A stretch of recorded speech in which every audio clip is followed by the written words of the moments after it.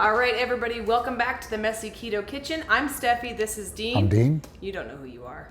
Oh yeah, I forgot. Oh yeah, this is Dean, in case Dean, okay. I actually good. I called him Bean earlier. I meant to say Babe and then Dean, it was a whole thing. But anyway, today we're gonna make another chaffle recipe, which is just a fancy way of saying keto waffle, but Dean's gonna do this one. It is a basil pesto, chicken pesto chaffle, is that right? It's gonna be a chicken pesto chaffle. Chicken pesto chaffle, my apologies. Just rolls right off the tongue, doesn't it? It's just a chaffle that's delicious. So we're gonna go ahead and get started. Dean's gonna run you down with the ingredients here and we will make this beautiful dinner for us.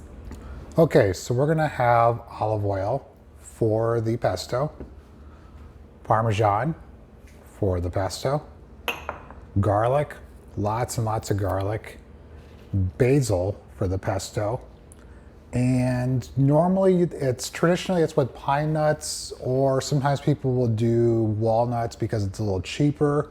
Both of those have a lot of carbs, so we're gonna go with almonds. Almonds are delicious. So good. Have less carbs and they're inexpensive. And then of course for the chaffle, as you probably know by now, mozzarella, bacon powder, and eggs. Oh, and one more thing, chicken. Chicken's gonna go right into the batter. It's gonna get cooked along with everything else. So it's gonna be like a one big mushy thing, but deliciousness. Yeah, one thing that you eat, not several layers. I mean, one yummy thing. I like that because one of the best things that we eat waffles chaffles. I can't get used to the name of it, but whatever. We eat keto waffles all the time.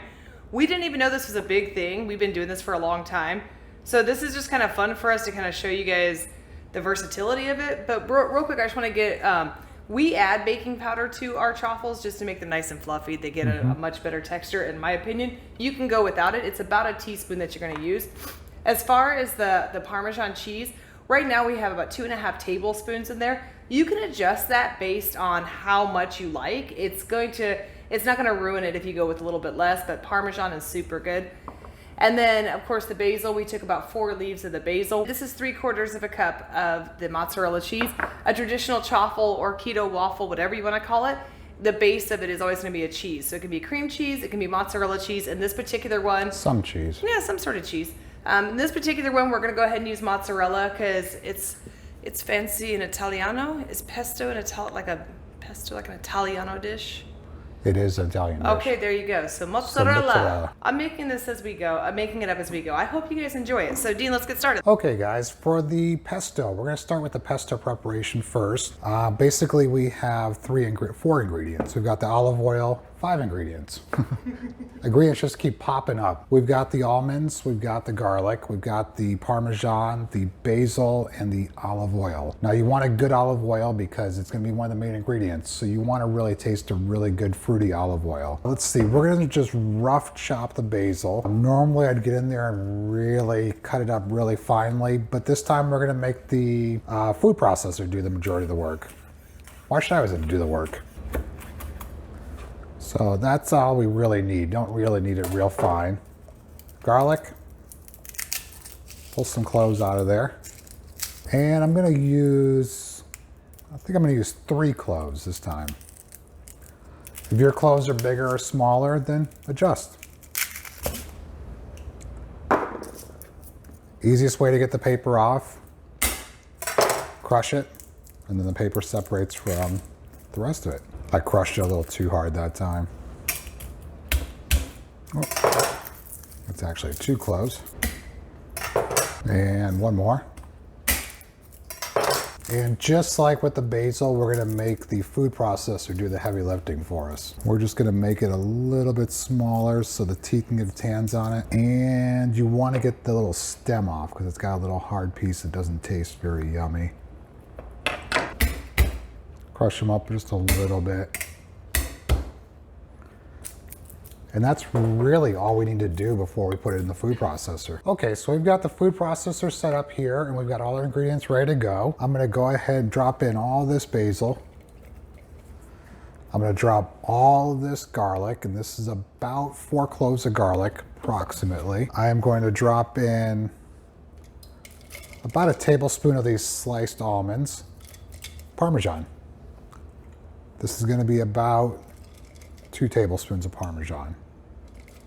Let's just get it in there.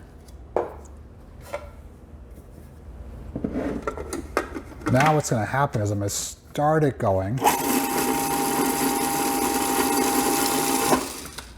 And you're not going to be able to hear me talk as I'm doing this, but what's going to happen is as this is mixing, I'm going to drizzle in the olive oil, and it's going to make this gel into one solid, not solid, but it's going to gel into one type of like a paste.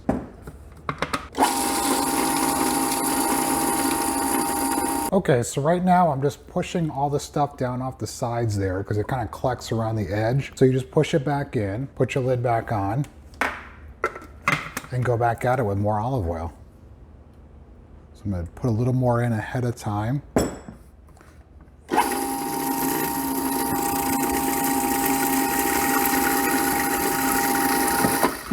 And when you're looking down the hole, you can kind of see it starting to gel. I'll show you what this looks like so you can kind of see.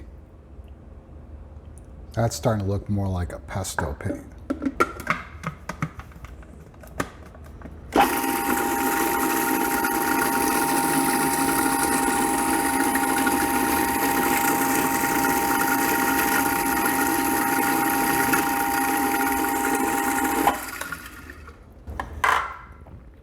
Okay, so when it's all done, it'll look kind of like that.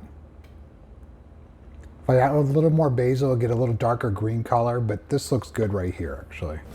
All right, so now is the part where we make the batter. And so Dean's efforts of making this awesome pesto sauce, which by the way, pesto goes on just about everything. You could do it on a fathead pizza, you can do like fathead, there's everything with fathead. Any kind of cream sauce, it goes great in it. Pesto is a good addition to a lot of things. So if you've never made a pesto before, I really highly recommend trying it. It's gonna be something you end up using a lot. Well, and here's the cool thing too, is if you're doing something like I made a chicken pizza, so like a chicken crust pizza, which doesn't have a lot of fat. And so if you're trying to up your fat intake, a good pesto is the way to go.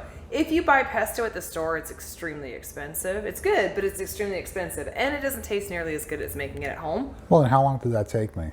That wasn't very long. And you pulled it out just a little bit longer so that everybody could see, but it's really a quick recipe to make. And you can do, like he said, more, you can do more basil, whatever, but it's super simple. It stores very, very well. Anything that has olive oil in it is going to tend to store very, very well. So you can probably keep it in your fridge for up to 30 days and it's no problem right there too. So anyway, so we're gonna make the batter. What we're gonna do is we're gonna take our 2 eggs. So we're gonna throw our eggs in first. I always like to throw my liquid in early on.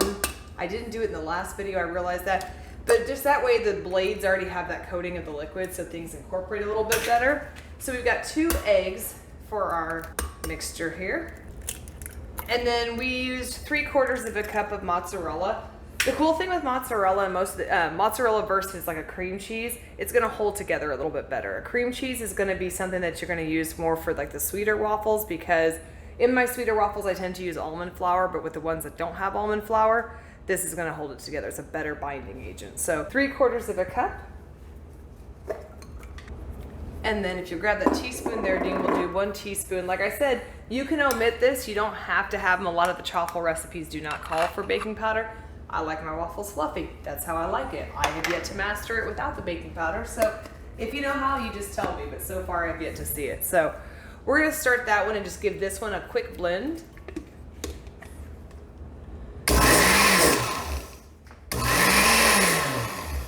So we're not trying to get everything blended all the way just yet because we're still gonna add things in, but we're gonna scoop our sides out first, or put the basil pesto in. I'm gonna put enough so I can kind of see the green color. Which is gonna make for a funny looking waffle. I understand that, but that's okay. It could be a green eggs and ham kind of chaffle. We should do this with ham. That would be good. And just incorporating it. No big deal. There we go. Actually, maybe a little bit more. I'd say a little bit more. If we're gonna do this, let's have a good amount of the pesto. I guess we didn't have all of our tools on the counter yet. Dean's gonna be a weirdo and taste the batter. Tiny bit more. I know it's not probably weird like most cooks do it. I just think it's weird to taste batter. Like, it just seems weird. Well, and if you watch the wing video, and you did watch the wing video, right? Yeah, of course. The wing video is like our best. I don't know if you watched it, but... He didn't, you know what? He looked guilty. But if you watch the wing video, you know that when you're tasting things, you just coat the spoon.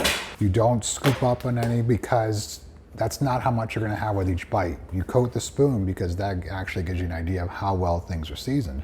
And then you eat some more batter like a freaking weirdo. And that's how I know I need to put just a tiny bit more in there. So Dean, your recipe made quite a bit of the pesto. So that's not an accident, obviously. So the recipes, this is just to keep this in mind. They're all the ingredients that we called for. Obviously we have an excess of pesto. That is on purpose so that you have something to drizzle over the top of this, but also so that you can have something to store in your fridge like we talked about. Just because trying to make this much pesto. Like I said, once you actually learn how to do this, you'll find yourself using it a lot, and you'll find other places where you can incorporate it, and yeah, it's really yummy. You'll use it, trust me. Yeah. All right, so we're gonna lube up our. I like saying that. I know it's really weird. Lube. We're going to lube up our waffle iron. Again, we use the big waffle iron. The Belgian style. The Belgian style waffle iron. This is so good. It's the Cuisinart one. You don't have to have a fancy waffle maker. Just one that actually works and has even heat. That looks so good already. I'm very excited. So don't forget that we have our chicken here. What we did is we got the rotisserie chicken that was already pre-made. You can make your own chicken and go from there. This is a lot easier. It's pretty inexpensive. We got it at Costco. It was $4.99 for that whole chicken. So. And they're really good. And we're gonna have some waffle overflow here. I can already tell you that. And that's what a raw chicken costs anyway. So why not get a cooked one? Yeah, we're gonna have some overflow. We're gonna have a little bit of mess here in the messy keto kitchen. That's okay. We want you guys to see the mess because not everything is pretty and beautiful. Look at our countertop here. How often are you actually cooking in your kitchen to where... I'm sorry, it's just funny because I've done that before. That is messy. That is a super messy keto kitchen, but that's life. Like, you're gonna overdo it one time. We want you guys to know that happens. It's not the end of the world. Wow. It looks like a mess. Dean doesn't care probably because I'm gonna be the one to clean it up, but that's okay. So that is something that's very important. Remember that your waffle is going to expand quite a bit, and especially if you're gonna be adding more stuff to the top of it too, like the chicken, it's gonna be a little crazy. So that's the first time I let him make waffles, and this is what happens, guys. I don't know. It's gonna be a nice, full, fluffy waffle. It's gonna be so good. It smells really good already. Like the smell of the garlic from the pesto is just, it's filling up the kitchen right now. It's gonna be super good despite the mess. Luckily, this thing is not super hard to clean up, so that's good. A couple other things I was thinking about as far as the chaffles go. You could do without, like, you could put the chicken in after the fact. Like, we did it this way because we'd already chilled it. We had put the chicken in the fridge, so it was chilled down. You're gonna want to cook it a little more. But we had done that just so we're cooking it kind of, or heating it back up with our waffle. But if you just got it from the store, you pulled the chicken apart, it's already hot, you could do like a chicken sandwich with it with the pesto on top of it. There's a couple different ways that you could go about this. It just depends on your preference. All right, Dean. Okay, Dean's gonna eat some more of the batter that fell down the side. Well, like a weirdo. it's half-cooked batter, so. What a weirdo. By the way, it's delicious. It really does smell good. All right, Dean, let's see. A little more? So you can do a little field test on it. I would give it a little bit more. The thing with the chaffle especially, like a regular waffle, you might be worried a little bit more, especially because you have flour in there and flour can burn very, very easily. It takes a lot for these things to burn. So I would say on average for a big one like this, you can put it in there for 2 to 3 minutes, depending on how crunchy you like it, whatever, and you'll be fine. 2 to 3 minutes is good, and that'll get you that nice puff up, and also give you time to cook the rest of the stuff onto the side of the waffle maker. So it is unnecessary to keep flipping the waffle maker like Dean is doing, but for the first time, like right when you put it in there, if you do have one of these double-sided ones, give it one quick flip and then come back, just so that you make sure that the top is getting fully cooked and hitting the top of the lid. So. Anyway, Dean, I think we're ready. I'm going to grab you a plate here. Please. All righty. And let's see what magic you've made. Let's see if you can get it off the waffle iron as talented as I do. So please hold. Okay, look at this awesomeness. Even though it's spilled all over the side, it looks really, really good. So, oh my gosh, the messy keto kitchen just earned its name. Let's see if you can get it off there. That's my biggest concern, is you being able to get it off of there, because now it's like glued to the sides. So. They probably thought it was like an ironic name, like isn't that cute? It's like the messy keto kitchen. It's like, no, we're the messy. tall guy that's named Shorty, etc. Do you want my help, honey? Yeah. Yeah. Okay. So the trick is just to get in there with your fingers and just slam Get in it there on with the manos. Just get in there with your beautiful hands. Look at that color. Look how beautiful it is. Oh, that still came out good, even though Dee made a disaster of the place. All right, we're over here in the messy part of the messy keto kitchen. Yum. Yum. Let's see, we have a fork. I can get us a fork. Now, Dean, There's should we one. add anything on the top? Should we put a couple pieces of the chicken on the top of it, maybe? We could. We'll stop pulling away. I don't know. I just think it would be nice for us. Again, like we were saying before, like the chicken's already baked into this, but you could put like the chicken on there, cut it in half. I think that's what I'm going to do. I'm going to actually do that. Okay, so I'm trying to think the best way to eat this. I seriously think that putting it in sandwich form. This looks really, really pretty this way, but I think that if you did like I was talking about, and maybe cut it up and then did your like a little sandwich like we did with the last one, it would still be really good. I'm just gonna pick this up. Wow, this one's really, really good. It like seems super, super fancy too. So good. It's, oh my God. Pesto is amazing. You guys are really gonna love this one. Again, all of these things can be done ahead of time. Like if you wanted to make a batch of these, you could totally make a batch of them. Freeze them, refrigerate them.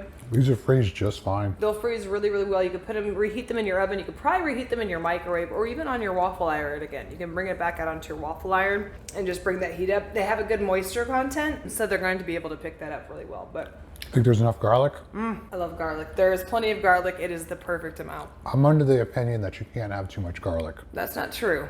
I've had somebody over garlic something and it just ruined the flavor of everything. But When garlic gets to be too much, it actually gets hot. Everything short of that, though, is amazing. this is really good. Try this out. Try all the other chaffle/waffle/keto waffle recipes. I probably have pesto in my tooth, so we're gonna stop this video now. Should we smile with the pesto in No, our I don't tea? think we should. I think they're already grossed out enough by us tonight. So thank you so much for watching, guys, and we will see you in our next video. Have a good night.